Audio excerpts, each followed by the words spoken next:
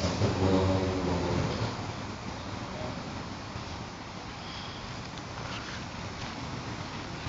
Alhamdulillahirabbil alamin. Nahmaduhu wa nasta'inuhu wa nastaghfiruhu wa nastaghfiruh. Na'udzu billahi min shururi anfusina wa min sayyi'ati a'malina. Man yahdihillahu fala mudilla lahu wa man yudlil fala hadiya lahu. Asyhadu an la ilaha illallah wa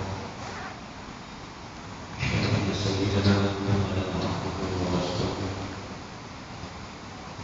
Allahumma shalli ala sayyidina Muhammad. Allahumma shalli ala sayyidina Muhammad. Allahumma shalli ala sayyidina Muhammad wa ala alihi wa sahbihi ajma'in. Alhamdulillah, puji bagi Allah Subhanahu wa taala yang masih memberikan kita hidup seperti biasa pada hari ini. Alhamdulillah, karena Allah masih pilih kita untuk berada di rumah Allah Subhanahu wa taala, dan Allah pilih kita juga untuk berada di taman-taman surga. Ngaji kita yang kita anggap dari kemanfaat dia. Ngaji ialah ketika kita duduk di bawah atau di mana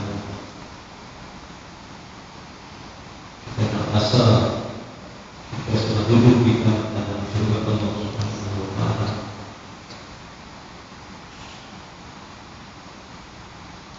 Tanah surga yang Allah bagi hanya kepada orang yang betul-betul mengisahkan diri dia dan seseorang yang kuat amal, kuat ilmu, kuat segala-galanya. Alhamdulillah, ketika salat dan salat yang baik, dan salat yang terbaik itu akan jadi pada ilmu yang bersandar pada hadis-hadis Nabi sallallahu alaihi wasallam.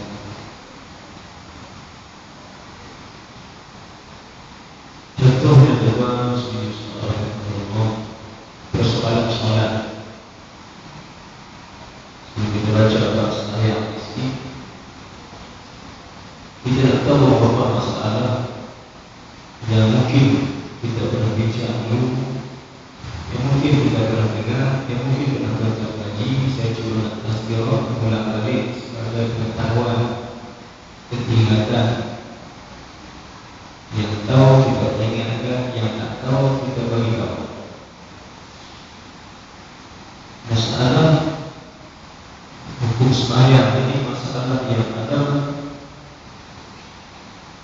yang kita mungkin faham, yang terbesar tiga masalah, yaitu masalah masbuh, masalah muafid, dan masalah mufaraqah. Yang banyak orang kita faham, yang ngaji lah, yang tak kita faham juga. Yang banyak kita faham dari masalah solat di dalam ngaji, masalah dia adalah masbuh.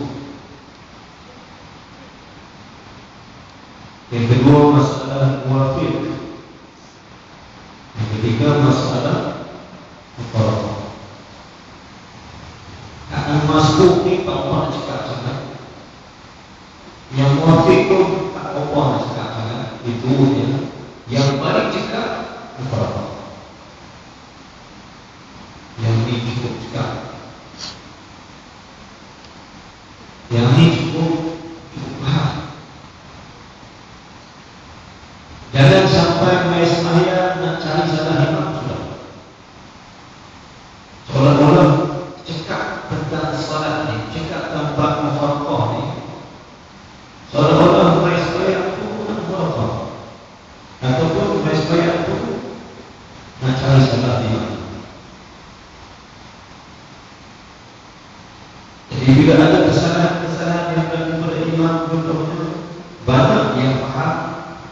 lebih cepat kepada Allah daripada ikut imam itu sendiri pada hal-hal yang bersangkut berkaitan dengan perkara yang tidak batas solat. Jadi kata Nabi juga, kata Nabi tahu yang mana rukun, yang mana taf'al, yang mana hayat. Contohnya yang kita baca yang baca macam yang pagi tadi kita baca di masjid tentang masalah sujud sahwi. Dalam kitab yang kita baca pasti betul muslim. Kalangan Syekh Al-Albani dan ulama-ulama lain dalam masalah sujud sahwi. Kata Syekh Al-Albani dalam kitab Qaswat yang ke-52 dalam masalah sujud sahwi, kata dia bila imam terlupa membaca tahiyat awal, imam terlupa baca tahiyat awal, imam bangkit rakaat yang ketiga, bangkit berdiri, makmum yang doa tengok-tengok imam bangkit, mereka pun pakai bangkit nanti dia tengok imam. Bila imam bangkit, mereka pun pakai bangkit. Padahal imam terlupa tahiyat awal. Pakai kepada masalah saya. Nampak kepada masalah macam apa? Bagi nampak dulu contohnya. Imam terlupa tahiyat awal, dia akan baca. Dia bangkit pakai ketiga. Terus dia bangkit tanpa membaca tahiyat awal. Bila baca itu, makmum yang tengok-tengok imam bangkit, dia baru bangkit.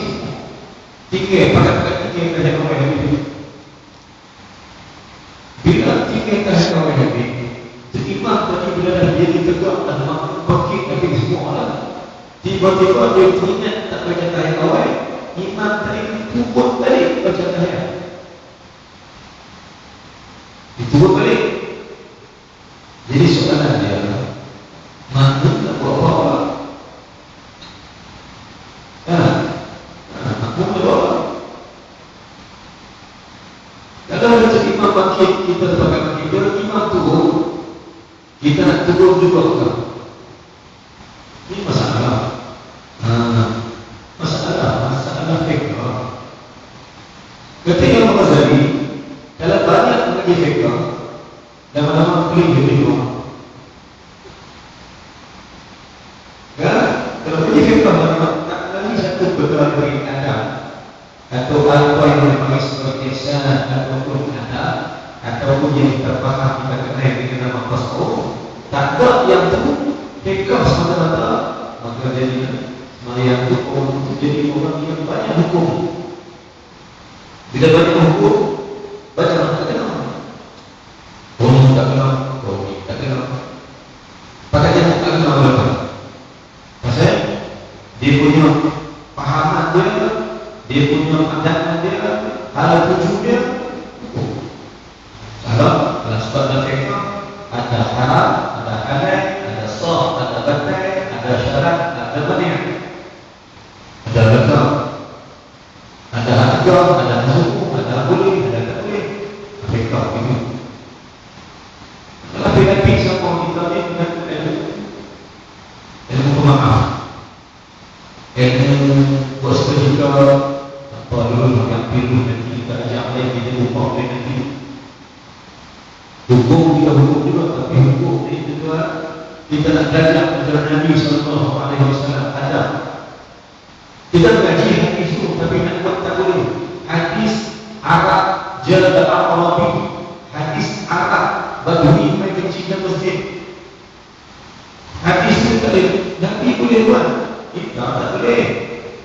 Pandang nampak apa betul yang berlaku di masjid kita kenal. Dia cakap pinggang, ambil hukum. Padahal di sana ada hukum kasih, ada hukum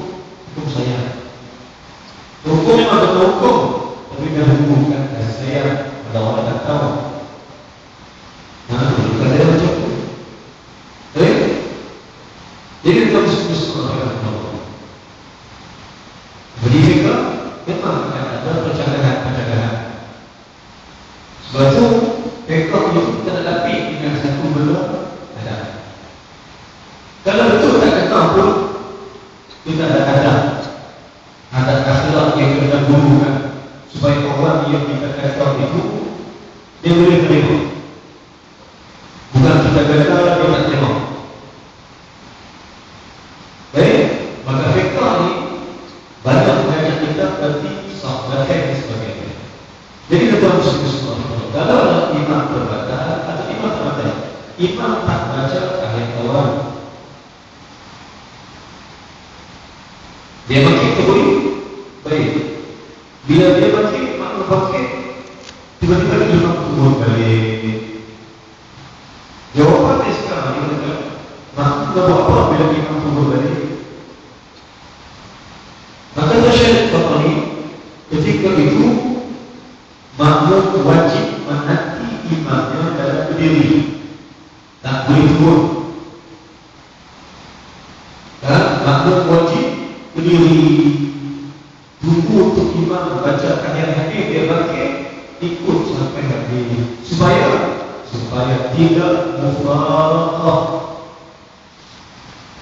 supaya tak bercerai daripada imam. Mereka itu dan kita faham. Maka fiqh itu mana faham? Fiqh kena faham. Macam anak-anak kita ni lah, ini dia sampai Quran. Kalau sampai Quran tak faham, dia pun sampai. Dia pun tak faham. Apa cerita dia? Tengok semua tafsir. Kalau nak sampai Quran, tengok balik pemahaman ayat posisi, ada gambar cerita bertemu dengan ayat. Oh, ini lebih baik kalau nak sampai Quran. Kan? Bukan sampai dia disuruh habis ini dulu. Bela mereka ingat semua. Ingat Yesus kita semua. Alhamdulillah. Baik, kalau kita bersedia kita nak baca apa? Macam mana kita dapat? Kita tak ada faham. Nak ada fiqh juga. Fiqh adalah faham apa ayat yang dibaca. Satu tips Ustaz bagi kepada tuan-tuan, kalau tuan-tuan nak dapat Quran, macam nak kita dengar. Dapat Quran, kena bayar, kena rasa, bukan suatu belah kanan, belah kiri. Contohnya tanya anak-anak kita. Qul wa qulna ya Adam uskun anta wa zawjuka al-jannah. Lakan apa kiri?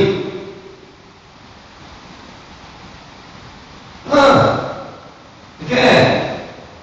Wa qulna ya Adam uskun anta wa zawjuka al-jannah wa kula minha ragadan haythu shi'tuma wa la taqraba hadhihi ash-shajarata fatakuna min adh-dhalimin. Lakan apa kiri?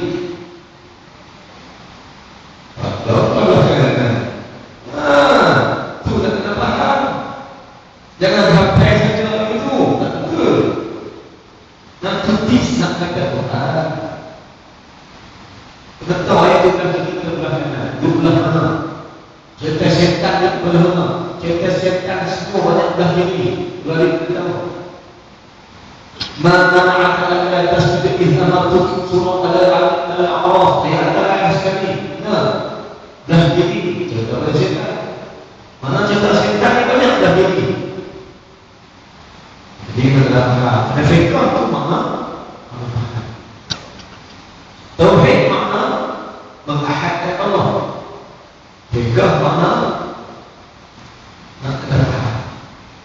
Jadi bila belajar fiqh, kita faham masalah kita bagaimana.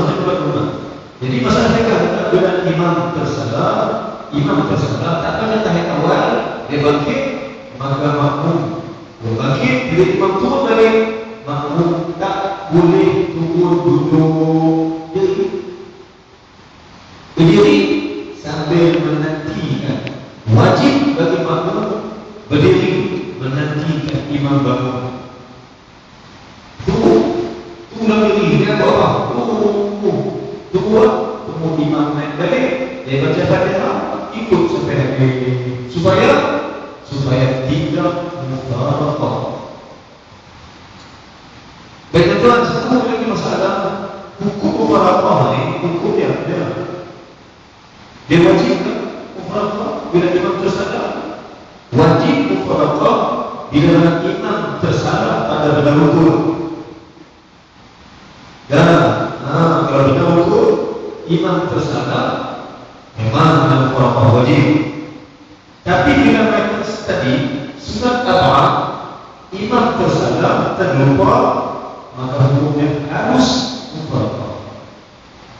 Harus nak keluar apa, nak ikut pun apa. Tapi banyak bila harus, ulama bila harus lebih cenderung yang kepada ikut imam sampai habis. Supaya tak mufaraqah dengan imam. Karena bila mufaraqah dengan imam, ajak dia mufaraqah dengan imam, dan malah dia mufaraqah dengan jamaah. Lari pada jemaah kedua. Masalah kalau lari daripada jadi makmum, dan lari daripada menjadi orang sebagai jemaah yang bersolat kepada Allah Taala. Itu harus semua Allah. Mereka tidak faham. Sebab itu mengaji kita kena ada adab supaya kita faham. Mengaji nak kena ada adab mengaji. Orang mengaji kena ada. Yang besar adik-adik kita nak kenal. Nak baca Quran kena ada adab. Apa ada baca Quran? Betul? Apa ada baca Quran? Yang ini kan ada pasal dua jemaah. Sebenarnya ada pasal dua jemaah. Anak ini.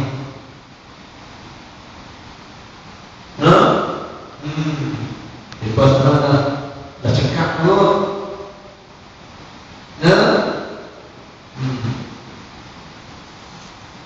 Berapa ada ketika membaca Quran? Apa ada? Pertama wudu.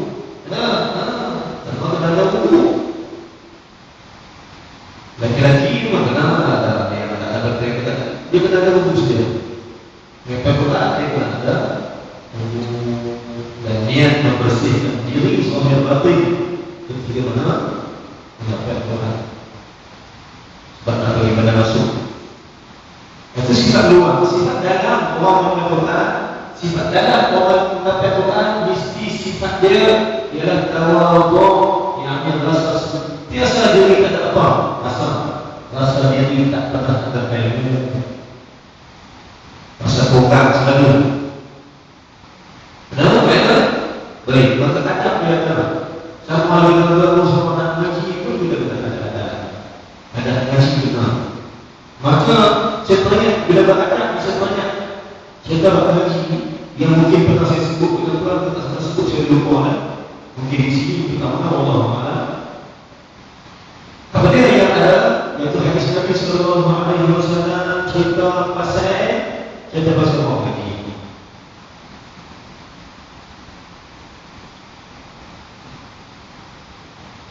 Apa cerita pasal orang haji?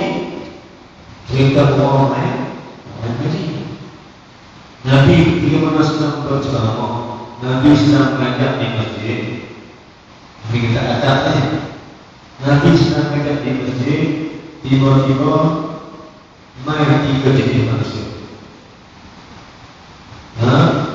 Nabi ketika mana sedang mengajak di masjid, masuk dalam masjid Nabi itu, masuk dalam masjid Nabi itu 3 jenis manusia. Hadis Nabi mengajak tiba-tiba mai 3 jenis manusia. Satu, Nabi mengajak seorang itu dalam ramai-ramai orang yang dia masuk di lubang, di lubang, itu majlis apa? Majlis yang diridhai oleh Allah. Di sana ada malaikat-malaikat dan ada kasih sayang Nabi di sana. Di mana masuk terus duduk di hadapan Nabi Sallallahu Alaihi Wasallam dengan dia nak belajar bahasa Arab. dan tanya apa saja kita latih. Nabi tengok, Nabi kata apa? Masuk. Dan dulu dia dapat Nabi untuk belajar satu jenis manusia. Yang kedua pula Nabi tengok, yang kedua ni mai satu jenis orang lagi. Dia tengok Muhammad depan Nabi sallallahu alaihi wasallam, dia pun masuk tapi duduk di belakang, duduk nyengok paling belakang awal. Lalu dia masuk main, orang ramai dia duduk kat belakang, dia tengok Nabi celah kepala awak. Pasal dia mana? Dia malu. Tapi dia juga main jenis orang ketiga. Tengok Nabi bantu masa-masa pada masjid. Dia main tengok, buat main. Dia pergi, dia buka pintu. Tengok Nabi sedang mengaji sahabat. Dia tutup pintu, dia balik. Cerita zaman Nabi ini. Siapa orang pertama? Dia main tengok sedang mengaji, dia main tengok, dia masuk ke depan. Dia celah Muhammad, dia jalan-jalan di hadap, duduk depan. Hak kedua pula, dia tengok orang mengaji, duduk belakang. Duduk belakang, duduk nyomong. Hak nombor tiga, dia main tengok, ingat bapa. Dia ikut bapa, mengaji kan. Mengaji dia pun tuang balik. Dia tak duduk sekali. Dalam majlis pengajian Nabi itu,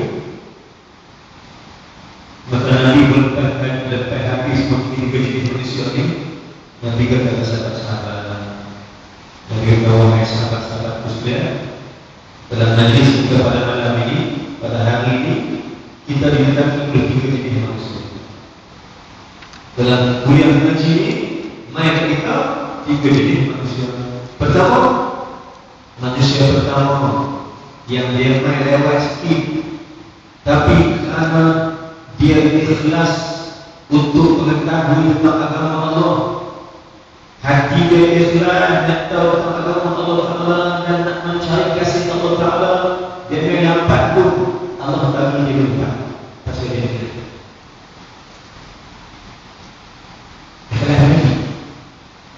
Dia main lambat pun tapi dia boleh main lupa kerana dia ikhlas nak mengaji, maka Allah izinkan dia berada di hadapan orang lain pasal dia ikhlas nak mengaji.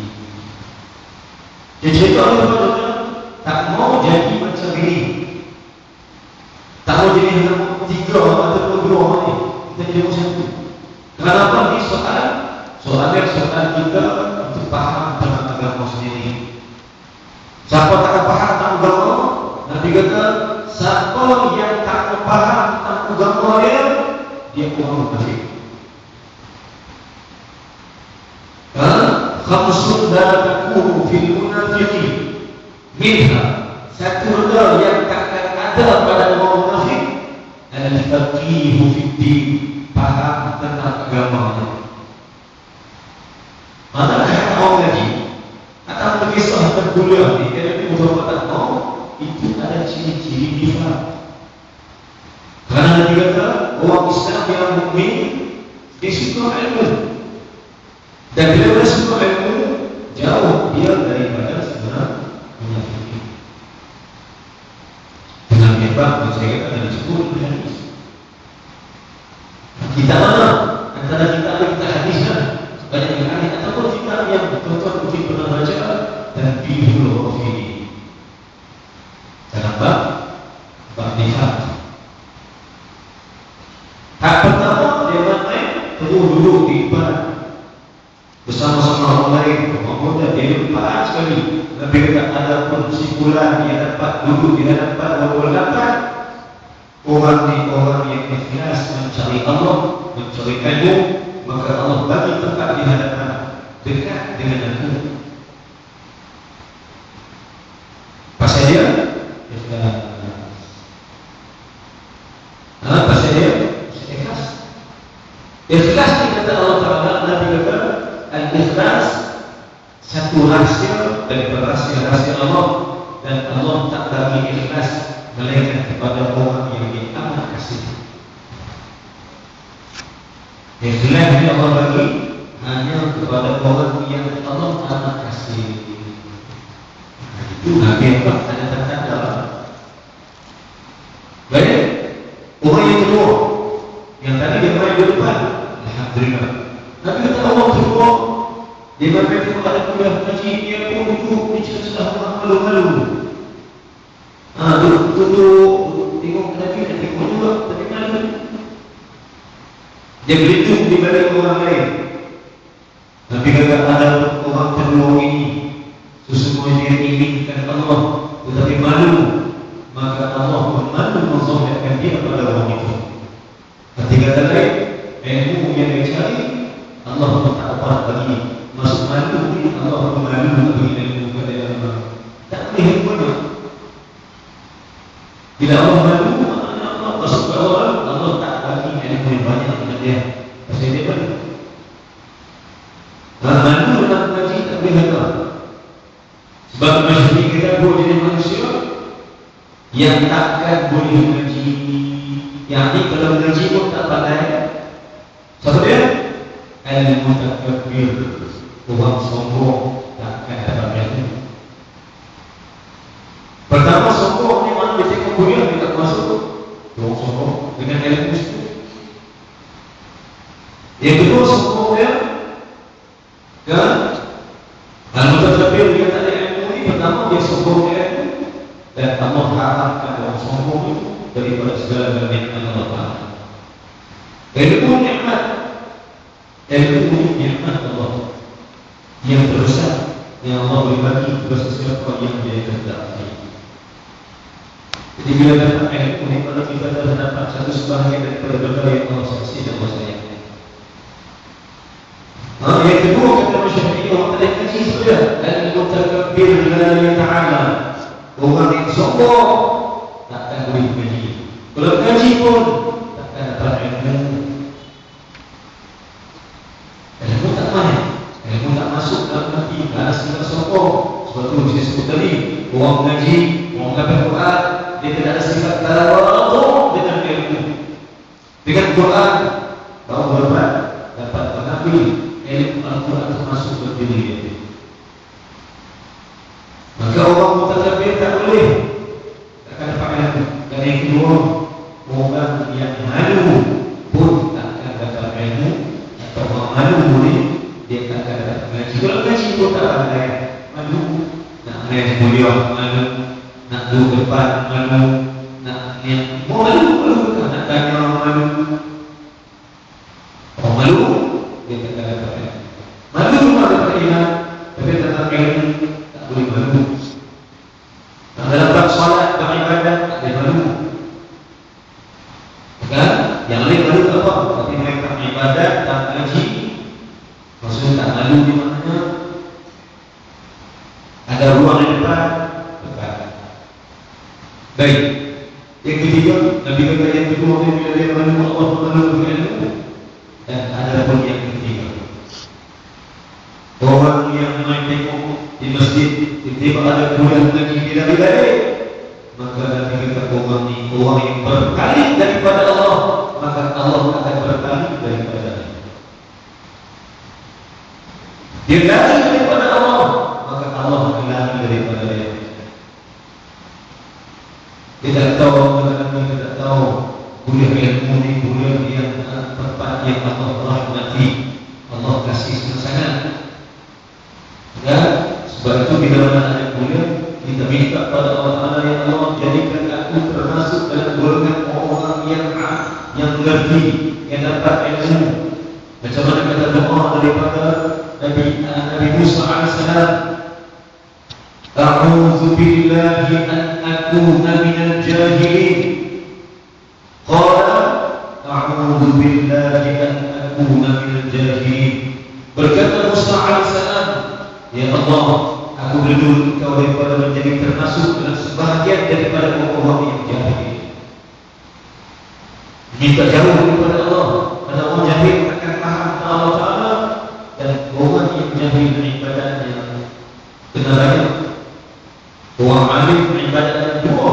Contohnya Nabi kata pada hadis lain, belajar satu saat itu terlebih baik daripada salat sunat 1000 rakaat. Ya, duduk ngaji satu lebih baik daripada salat yang 1000 rakaat. Subhanallah. Jadi orang yang ketiga, ulama yang lagi berpaling daripada kuliah ilmu, nanti kata orang itu lari daripada Allah. Jangan ilmu dia sesungguhnya dia lari daripada Allah, maka Allah pun akan berpaling lagi daripadanya. Itu hadis Sallallahu Alaihi Wasallam. Jadi ilmu sebenarnya sampai kita sudah kita paham apa benda yang ada dalam Islam supaya kita tak jadi orang-orang yang jahil, jadi orang yang tiga munafik. Subhanallah. Satu ayat Allah Subhanahu wa taala sebelum kita baca tentang salat ini. Tentang ayat Allah menceritakan kepada manusia hal manusia yang lari daripada Allah. Lari yang mengikuti Allah. Allah berfirman dalam surah Al-Munafiqun. Allah berfirman dalam surah Al-Munafiqun ayat yang ke ayat 9. Pasal ayat itu dalam surah Al-Munafiqun, karena siapa orang ini dia menjadi orang munafik.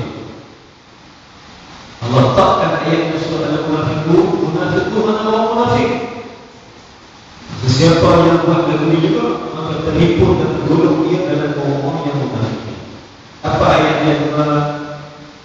yang berbunyi, ya ayyuhalladzina amanu la tulhikum amwalukum wa la auladukum an dzikrillah wa man yaf'al dzalika فأولئك هم الخاسرون. Surah Al-Munafiqun ayat ke-9. Allah berkata, ya ayyuhalladzina amanu, wahai orang beriman kepada Allah, la tulhikum amwalukum wa la auladukum, janganlah anak pinak kamu dan harta-harta benda kamu melalaikan kamu daripada ingat Allah. La tulhikum amwalukum wa la auladukum an dzikrillah, jangan anak dan harta melalaikan kamu sampai kamu lupakan Allah. Wa man yaf'al dzalika, sesiapa yang melakukan yang demikian itu, siapa yang membuatkan dua benda ini sampai lupa Allah, siapa yang bunuh dengan harta, dan siapa yang terlampau kasih ke anaknya sampai tak kasih dengan Allah, wa man yaf'al dzalika, siapa yang buat begitu, faulaika humul khasirun, mereka itu nanti jadi orang yang paling rugi. Rugi karena tidak mendapati Allah Subhanahu wa taala. Kata ahli tafsir, zikir dalam ayat ini bermakna mengingati Allah.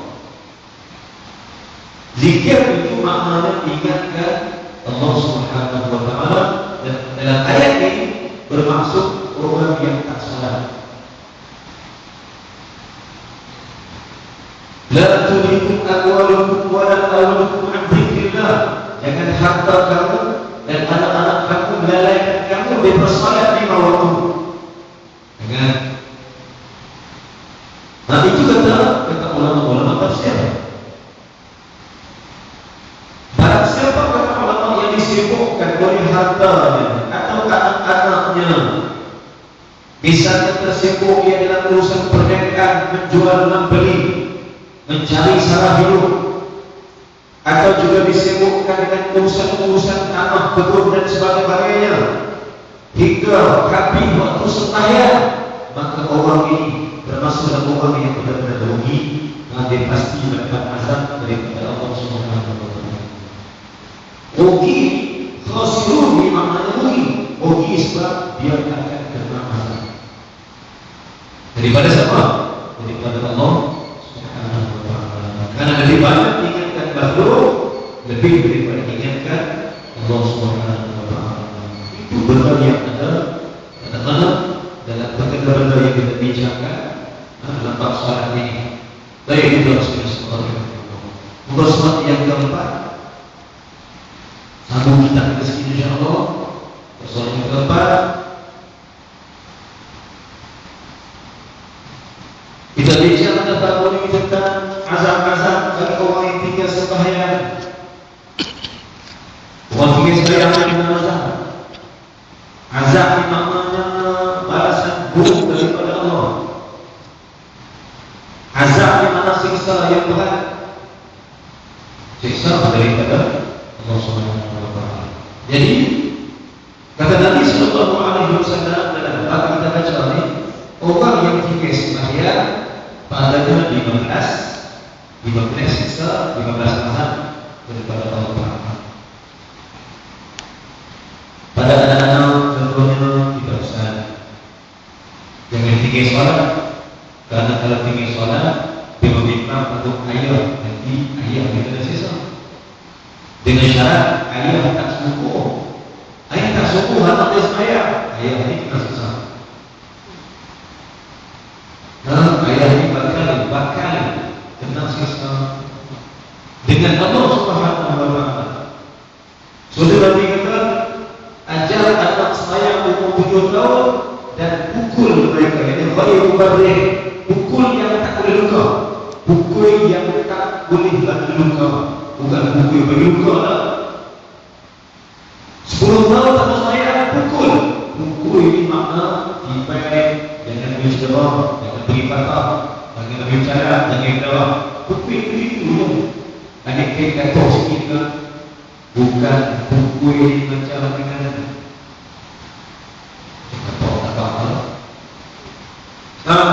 bukan pukul di makna dalam hadis, makna pukul ditafsir oleh ulama.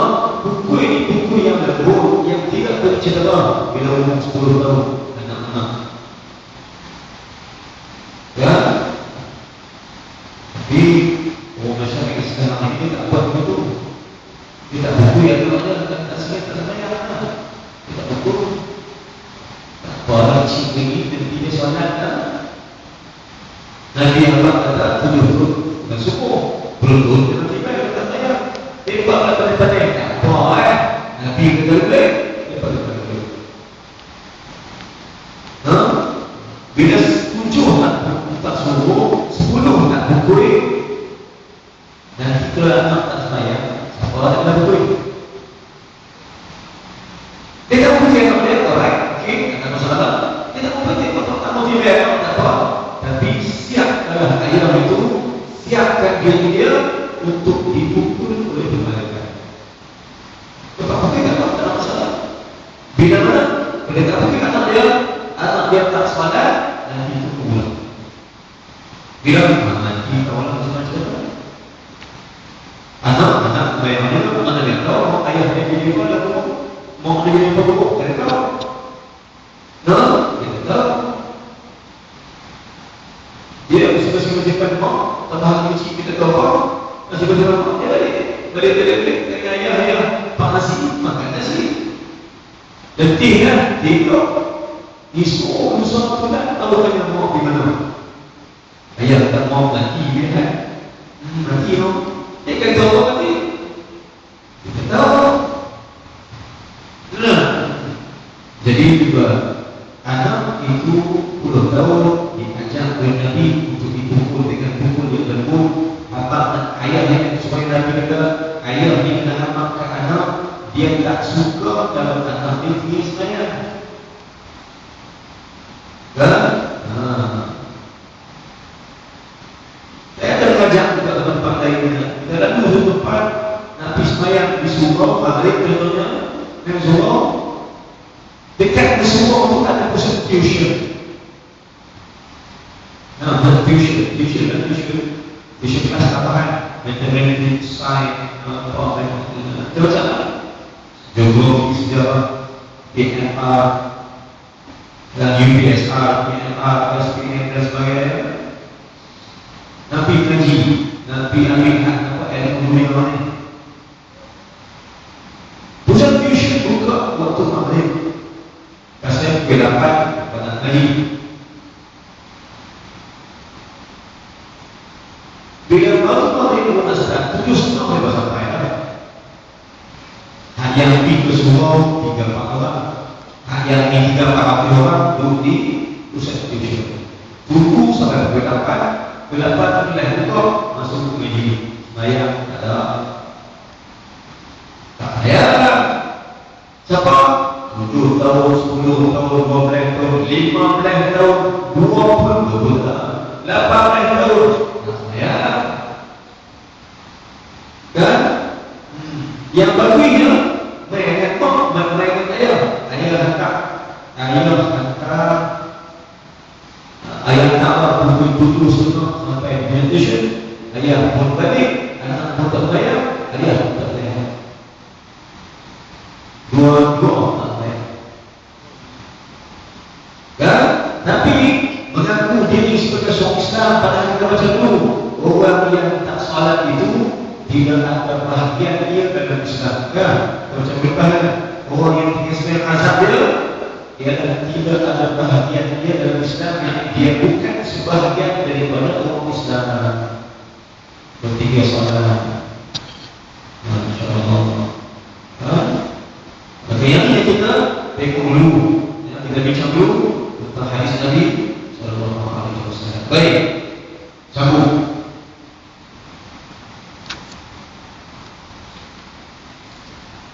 Itu adalah yang keenam dan yang keenamnya akibat tiga sembahyang. Akibat tiga sembahyang yang keenam apa dia? Di dunia balasannya dan balasnya tiada diangkatkan baginya doanya di langit. Doanya Allah tak terima. Padahal Allah berfirman, wa idza sa'alaka 'ibadi 'anni fa inni qarib ujibu da'watad da'i idza da'an falyastajibuli wa yu'minu bi la'allahum yarshudun. Makanya dia pasang apa ayat itu? Belah kiri belah kanan. Sahabat baik dulu. Sahabat baik. Wa idza sa'alaka 'ibadi 'anni fa inni qarib ujibu da'watad da'i idza da'ani falyastajibu li wa yu'minu bi la'allahum yarshudun. Jumlah bukan ayat kita ingat pun bukan sebab naik tinggal belakangan atas ke bawah ke tengah.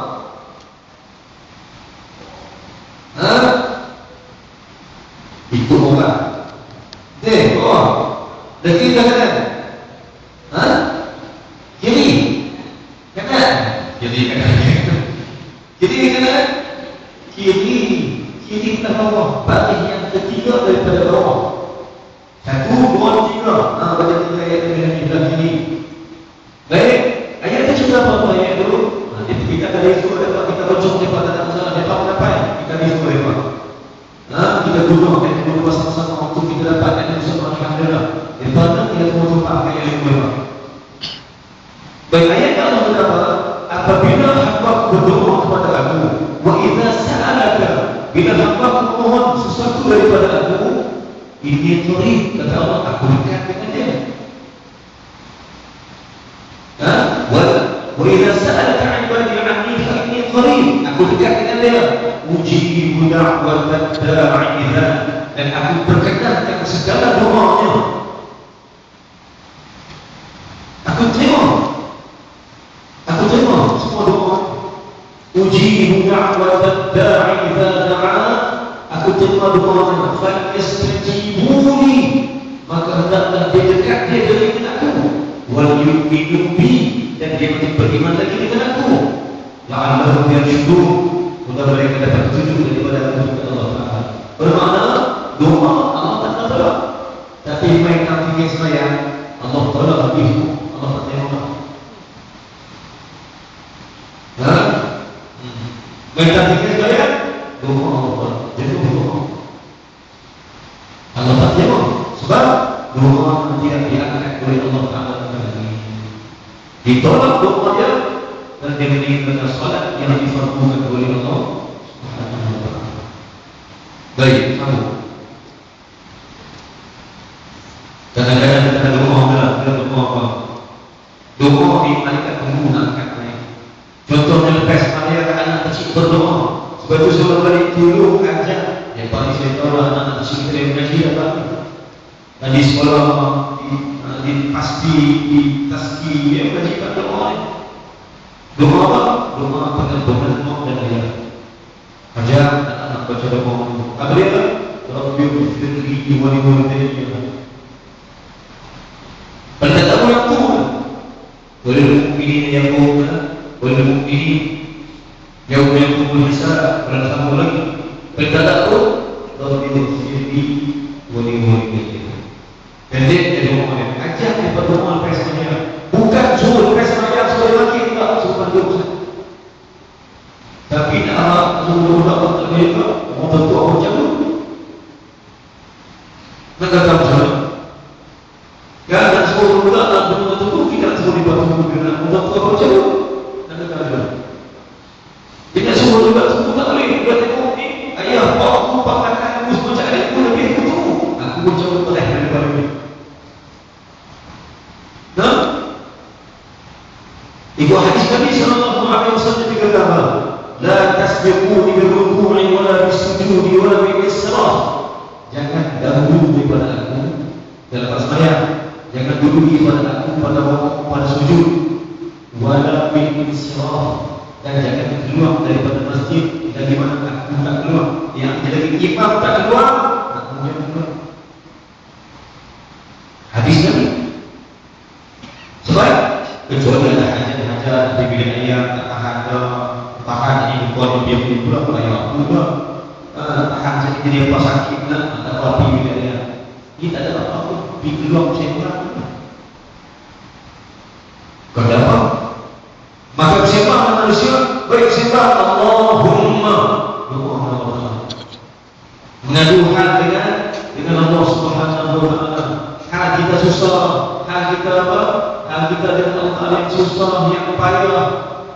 Hal kita dengan Allah Ta'ala yang dosa yang banyak. Ngadu Allah. Nah, sekarang ni lah. Sekarang. Baik doa ni, kita nak ajak anak-anak. Sudah doa masjid. Fahami. Kata apa? Ini tafsir daripada Syekh Abdul Qadir Jilani rahimahullah subhanahu wa ta'ala.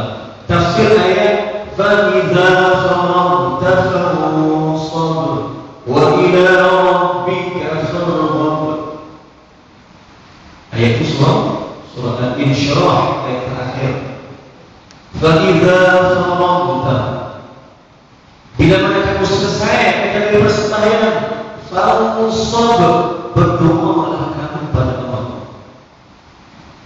Baca doa, wirid, minta sesuatu daripada Allah.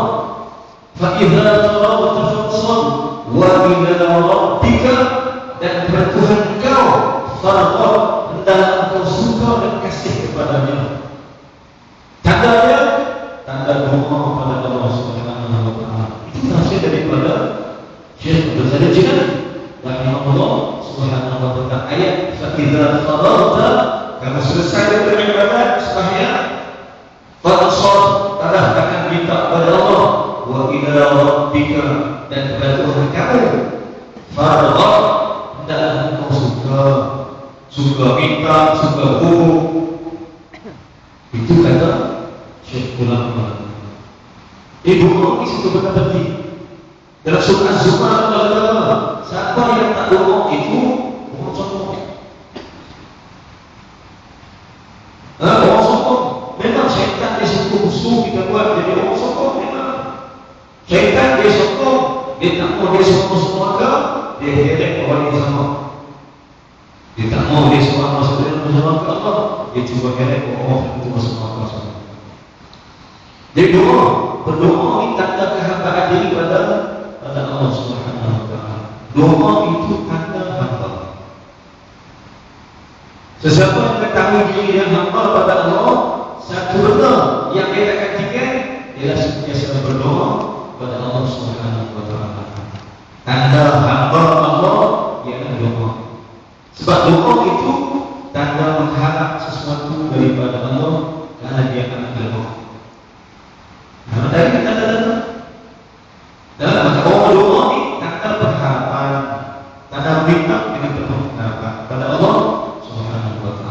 doa, tak doa ni kadang orang dia tak ada apa. Tak minta apa daripada Allah. Sebab dia mungkin cukup dah segala-galanya. Jadi kita nak ajak anak-anak kita kecil yang baru belajar sembahyang, yang berjinah dengan masjid, berjinah dengan ulama-ulama. Kita nak ajak daripada doa. Paling tak lepas sembahyang daripada doa. Ya Allah, ya Tuhanku, Engkau ampunkan dosa aku dan ampunkan dosa mak dan ayah aku. Dalam mak dan mati, Allah sejuk Allah. Saya doa di anak kepada mak ni tak pernah ada hajat, tak pernah didik daripada Allah Taala sampai sekarang. Kalau ayah dan mati di doa itu, doa sampai dekat ayah dia kerana ada anak yang soleh yang berdoa bagi mak dan ayahnya. Orang pakai Quran, anak adik kita sama, anak kita pakai Quran. Mak ayah dengan syarat dia pakai ya. Kalau dia pakai tak pakai jadi dengan syarat dia pakai. Kalau dia pakai Quran, Nabi kata sesiapa yang melafazkan Quran sampai pandai dan memahami hukum hakam Allah di balik Quran itu, dia pakai. Lepas itu dia faham hukum hakam, bukan tak tajwid. Dia faham hukum fiqh, hukum tauhid, hukum macam-macam Al-Quran. Nabi kita mana-mana yang faham mengapai Quran sampai pandai, Allah akan ringankan siksa yang kena pada mak dan ayahnya. Mak ayah akan Allah ringankan siksa pada mati kerana ada anak yang mengapai Quran, ada anak yang faham Al-Quran. Kita nak mati dari itu dalam kubur apa? Dalam kubur ada siksa. Dalam kubur ada siksa sebagaimana ada yang ada dalam hadis-hadis Nabi sallallahu alaihi wasallam. Kita nak ajak berdoa. Paling tak ada kita bersama berdoa. Ya Allah, ampunkan dosa aku dan ampunkan dosa mak dan ayah aku. Sudah.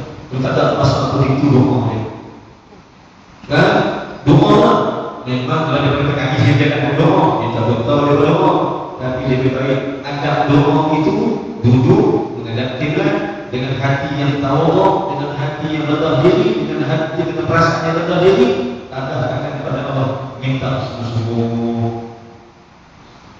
Itu ada hamba dengan Allah Taala. Maka doa itu punca hubungan kasih manusia dengan Tuhannya. Dan siapa-siapa yang berdoa bermakna dia sudah ada sifat hamba dalam diri. Allah menerima hamba. Hamba tak dia terima hak yang rasa hina, yang rasa tak ada apa, yang rasa kurang. Allah terima itu. Baik, seterusnya. Maka sembah seorang sahabat, ya Rasulullah, apakah dia jua suatu daripada yang rupa siksa pada ketika matinya? Tadi cerita 6 siksa yang kena pada orang yang meninggalkan salat kena sebelum mati. Pertama apa dia ulang balik? Pertama siksa pertama hilang berkat umum tak jadi benar, umum tak jadi faedah, umum tak menambahkan amal, umum banyak, satu hilang berkat umum. Yang kedua hilang berkat rezeki, berkat rezeki pun hilang. Dapat 100 tak cukup, 1000 tak cukup, 60,000 tak cukup, hilang berkat rezeki. Kemudian yang ketiga, Allah hilangkan tanda orang soleh pada wajahnya. Pada wajah tak nampak orang soleh sebab meninggalkan salat. Kemudian yang keempat, tiada bahagian dalam Islam, dia bukan sebahagian daripada orang Islam. Kerana tiada bahagian Islam orang yang lain. Kedua, kita ada main masjid, kedua malam kita minggu, bukan dekat masjid kedua kita tapi masjid itu sama. Kalau ada program kasih kami, lalu kalau ada apa sebelah batu, sekitar batu, lalu nanti berada belah kita saja, lalu berjalan. Maghrib ni bukan orang Islam duduk di masjid, itu realitinya, itu kenyataan dia. Orang Islam duduk masjid maghrib Kalau ramai masjid tak payah apa, lagi tinggal lagi. Hak lagi ini, hak lagi bagus, ada langsung. Oh, Islam berada di kedai-kedai makan pada waktu maghrib. Nah, kalau dalam hukum kenegaraan, kalau jika ada undang-undang Islam, dia boleh kenapa? Kalau ada undang Islam, dia boleh kenapa? Tiga sembahyang ni kenapa? Kenapa?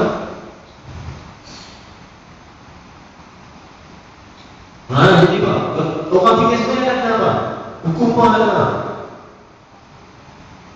Ada bentukan ada Islam, hukuman dia. Kita panggil dia, tanya oleh perintah saya, kita malai, kalau malai, kena sebab. Kalau dia katakan juga melawar dengan sembahyang tak wajib, bunuh dia. Pasal apa? Dia bukan orang Islam. Biar kau ni, dia cakap kau ni orang dua orang tak sembahyang. Biar kau dua, menurut tiga orang tak sembahyang. Habis terus kampung tak sembahyang. Itu jadi. Kalau pakai ini, betul-betul kalau duduk kedai kopi, duduk simpan-simpan, macam dia tak ada sembahyang. Macam sembahyang, macam kita tak kenal dia. Tak ada masalah ini. Kena kopi siapa daripada pukul 7, pukul 8. Siapa kopi? Siapa tengok kan? Daripada pukul 7 sampai pukul 8 tak habis-habis lagi. Pukul 8? Betul dia pula. Aku tengok pula TV pula. Berita pukul 8 tak? No? Belajar sampai pukul 9. Pukul 9 insya-Allah maghrib mana? Insya-Allah. Tak ada masalah apa-apa. Tak ada masalah apa-apa. Tak ada apa-apa rasa, tak ada rasa bimbang apa-apa. Nabi kata dalam hadis, innal mu'mina, orang mukmin itu tengok dosa kecil macam satu gunung besar yang nanti kepala dia dibimbang dosa kecil. Tapi kalau orang munafik nampak dosa besar macam lalat kata hidung gawang dalam hidup, tak ada masalah apa.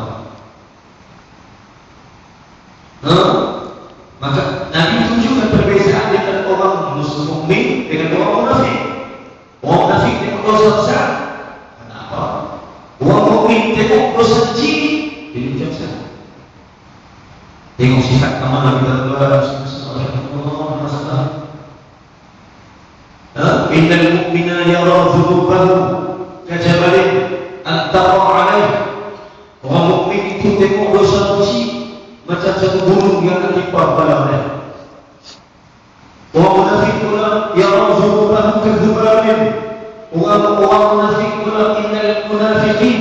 Adapun orang munafik tengok dosa besar jadi macam zubar, jadi macam lalat tidak ada dalam batang hidup. Dia halau lalat lagi, dia boleh dalam perhatikan. Perbezaan antara orang munafik dengan orang mukmin atau orang Islam. Sedih dia tengok dia sedih dia macam mana. Kenapa? Kerana dia pada Islam. Dia pada Islam, dia pada itu sembahyang tapi jadi tak ada masalah apa. Ya. Jadi itu satu hadis Nabi katakan seorang sahabat nama dia Sayyidina Ali. Nabi kata bila mana Allah ya Ali, idza ghadaba Allah ala ahadin razaqahu malan haraman. Bila mana Allah marah pada seseorang, Allah bagi harta dia harta haram, rezeki dia rezeki haram. Wa idza ashadda ghadabahu, bila mana Allah murka dengan murka sangat-sangat, Allah bagi dia satu syaitan. Yubarik lahu fi rizqihi, syaitan turun jadi penasihat dalam soal rezeki dia. Dan sampai apa? Sampai syaitan dulu wa yashghiluhu bid-din wa yashghiluhu bid-dunya 'an-din. Syaitan akan buat sampai dia sibuk dengan dunia dan tinggalkan agama. Sebab orang yang Allah murka, orang yang telah berlampau Ali radhiyallahu anhu. Jadi orang yang berdoa sifat dia jauh daripada agama, sibuk dengan dunianya sendiri, tak habis-habis. Maka saya sebut kata kita disebut juga malam di tempat. Nabi kata wa yushghiluhu bid dunya. Mengapa Nabi kata bi masuk huruf ba? Kan ba ni makna dengan. Maka dia akan tersibuk, setan akan menyibukkan dia dengan dunia. Wa yushghiluhu bid din wa yushghiluhu bid dunya. Allah akan setan akan menyibukkan dia dengan dunia. Soalan yang pasti kita baca doa dalam bahasa Arab ada dua perkataan yang merujuk pada makna dengan satu ba bi, satu lagi ma'am. Dua-dua ni makna dengan. Contohnya bismillahi, ba yang bersambung dengan si. Dan ma'allah, ma'am satu perkataan, Allah satu perkataan, kasih. Dua-dua makna dengan bi, makna dengan. Maka di situ kita ulama-ulama tengok ba itu melekat dengan huruf yang sepasnya. Sedangkan ma'am terkasih dia daripada perkataan sepasnya. Mana bila ada ba bermakna benda yang tak boleh berpisah. Bismillah dengan Allah itu tak boleh berpisah. Kita dengan Allah tak boleh berpisah sama sekali. Tak boleh. Tapi manusia buat lari daripada Allah Ta'ala, padahal dia telah melekat dia tak boleh lari daripada Allah. Tapi dia cuba lari daripada Allah Tuhan sendiri. Padahal Bismillah dengan Allah, bukan dengan apa? Dengan Allah Tuhan yang Maha Berkuasa. Maka dibaca bi. Kalau macam dibaca bi, dunia bermakna orang itu dengan dunia melekat, tak boleh buang. Wa yushghiluhu bid dunya, tersibuk dia dengan dunia sampai tak boleh hilang dunia daripada dia. Makin pagi dengan dunia, tidur malam dengan dunia, tengah hari, pagi, petang, siang, malam, satu tahap kamu sampai dengan dunia. Tak pernah boleh lekat dia dengan dunia. Dunia dengan dunia, makan, minum, pakaian, perempuan, kenderaan, rumah, perniagaan. Atau dunia ada apa kata dunia yang menyebabkan orang lain daripada Allah? Seorang berdoa. Siapa nak tahu yang kata dunia itu apa dia? Dunia yang membuatkan manusia jauh daripada Allah Ta'ala. Nak cari Al-Quran, cari di surah At-Taurah ayat 24. Ada 8 benda yang menyebabkan manusia lari daripada Allah dan Nabi Sallallahu Alaihi Wasallam. Itu surah At-Taurah ayat 24. Di sana ada apa? Ada firman Allah yang menceritakan tentang 8 perkara dunia yang menyebabkan manusia sibuk dengan dia sampai lupakan Allah, lupakan Nabi Sallallahu Alaihi Wasallam. Surah apa? Surah At-Taurah atau surah Al-Baqarah. Ayat 24. Mula dengan qul in kana aba'ukum wa abna'ukum sampai habis ayat ini. Ayat 20, ayat 24. Dunia itu dia. Baik, sering disebutkan Allah dunia. Dia melekat dengan manusia tak ada apa-apa. Maka dibaca Nabi kata dalam hadis wa yushghiluhu bid dunya 'anid din. Dia melekat dengan dunia, tak mau buang, tak mau lekat dah. Yang dia lekat, yang dia jauh, dia lekat agama sendiri. An, dibaca an bermakna sebahagian hidup dia ada sedikit agama, sebahagian lagi tak mau agama. Hadis Nabi dan pesan-pesan Nabi kepada Sayyidina Ali radhiyallahu anhu. Wa yushghiluhu bid-din wa yushghiluhu bid-dunya 'anid din. Maka Allah akan bagi dia tersibuk dengan dunia dan bahayanya juga. Nabi kata, wa yusahhilu lahu umurud dunia.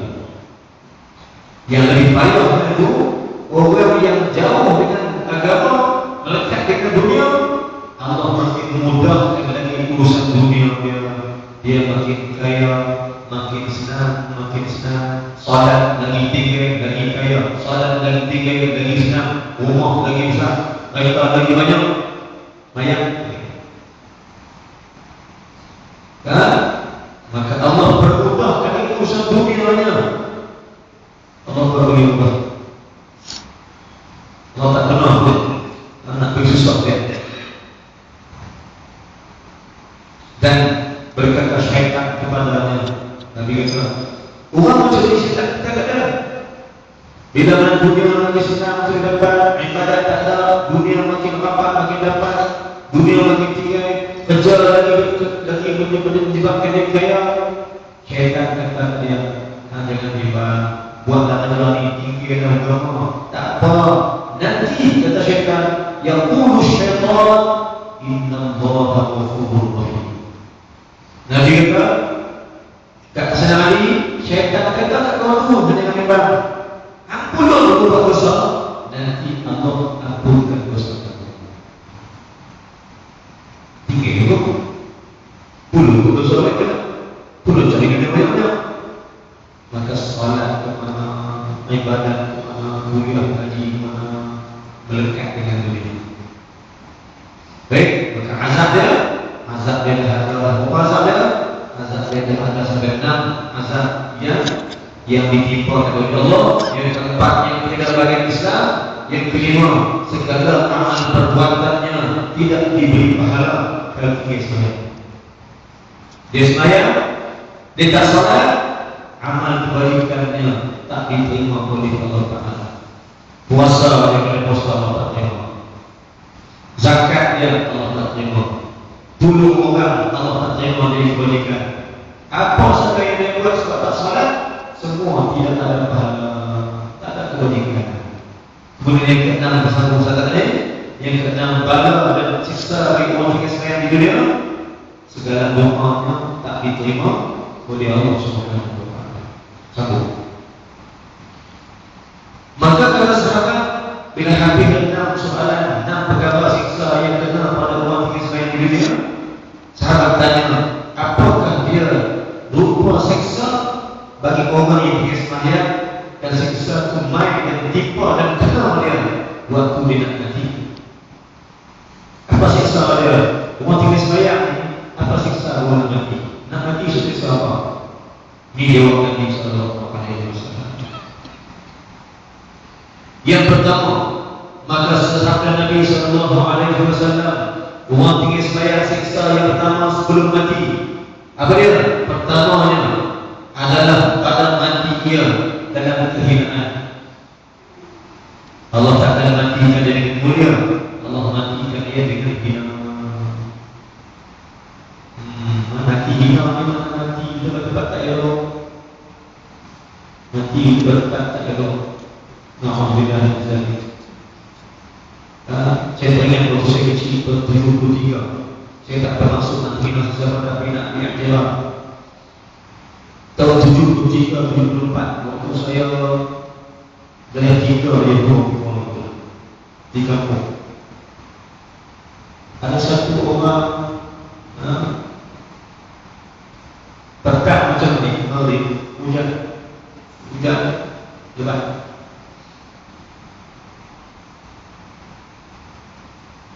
Bila hujan, kawasan kampung saya ikut banyak. Kampung saya dekat ais geluguk.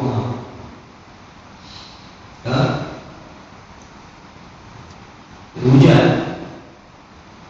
saya dapat keluar dalam hujan lebat. Pagi esok saya menuju sekolah berkah. Kalau apa kawasan ais geluguk berkah. Ini cerita bagaimana mati yang tak elok. Saya tak tahu masuk nak hina sesama, tapi nak aktifah. Saya tak apa pun. Cuma cerita. Bila hujan lebat suatu perkara. Saya tengah hari isu tu sekolah tak ke satu nanti tu 73, 74. Ada tu ada tu mana? Yang boleh ada, kata ada. Dan ada lagi sebut ada apa? Ada sini mau kata apa? 74 adalah saya kecil lagi. Ada dua yang 3 4 dua. Bila sekolah bukan pagi itu malam semalam hujan lebat. Dulu rumah lebih kurang maghrib, dekat maghrib sikit dengar pokoknya balik gunung tumbang. Pas hujan lebat sangat, bila angin semua gunung balik. Esok pagi kan kita mana tahu budak-budak pagi-pagi itu nak apa semua pergi cari buahnya buahnya kau balik tengok ajak kawan Niki dia berkawan-kawannya pergi balik cari apa? Cari buahnya kan? Betul ada 20 minit dapat balik belah makan. Kalau bisa belum siap cari produk belah juga. Tapi kulit dia buat macam-macam cekok belah juga makan yang kumbang. Yang bahan bulu-bulu makan tahu pagi balik rumah budak-budak balik rumah siap-siap pukul lebih pukul 8, 9 balik rumah. Mai satu orang motor dia pun tinggal motor dulu. Dia pun tengok pokok balik dia pun lalu juga dia bertanya. Dia lalu dia mungkin Allah juga dia lalu.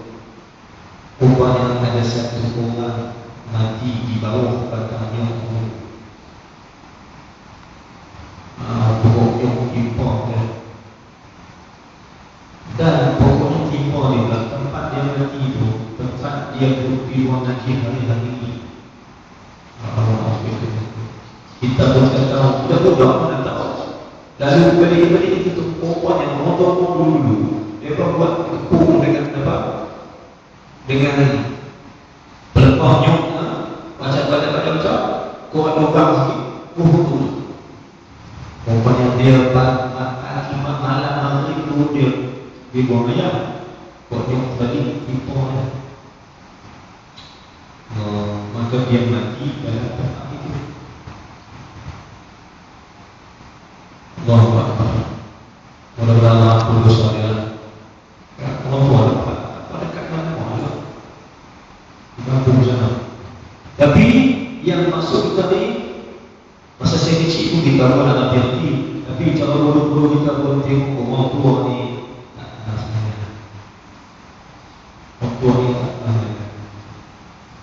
mungkin sebenarnya Allah Allah tapi yang tahunya dimakan pun juga loko apa asal amari insyaallah dia tak ada masalah. Yang itu umumnya buat cekak ayam. Dengan bulu dia sampai petang pagi terus kita sampai petang saat dimakan baik isu buat pulang baik. Maka yang tu kemungkinan wallahi ketika Allah rahmati Allah ampunkan dosa sesiapa saja yang macam tu. Maka mati menghina ni Allah bagi kepada korban yang meninggalkan sembahyang. Nak mati mulia salat yang mulia.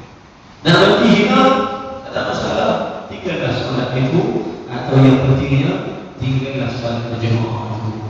Kalau nak mati tak mati mulia, siapa nak mati mulia tegak-tegak salat berjemaah dan salat-salat yang lain. Sebab Allah berfirman hafizu 'ala salawati was-salati al-wusta wa qul lil qanitin. Jagalah semua sembahyang dan paling penting menjaga sebaik pertengahan dan jadilah orang yang setia taat kata Allah Subhanahu wa taala. Wallahu a'lam. Aku boleh astagfirullahaladzim li wa lakum. Wabillahi sambung insyaallah di kesempatan serta maaf kesalahan bahasa. Bismillahirrahmanirrahim. Alhamdulillah wassalatu wassalamu ala Rasulillah wa ala alihi washabbihi ajma'in. Allahumma ighfir lana dzunubana wa li walidayna warhamna kama rabbayana shaghira. Waj'al muslimina wal muslimat bi rahmatika ya arhamar rahimin. Allahumma zidna 'ilman nafi'an wa 'amalan shalihan maqbulan. Allahumma ij'alna minal ladzina yastami'una al-qawla fayattabi'una ahsanah. Allahumma ij'al jam'ana hadha jam'an marhuma wa tafarruqana min ba'dihi tafarruqan ma'suma. Rabbana atina fid dunya hasanah wa fil akhirati hasanah wa qina 'adzaban nar. Wa sallallahu ala sayyidina Muhammadin wa ala alihi wa sahbihi wasallam. Alhamdulillah.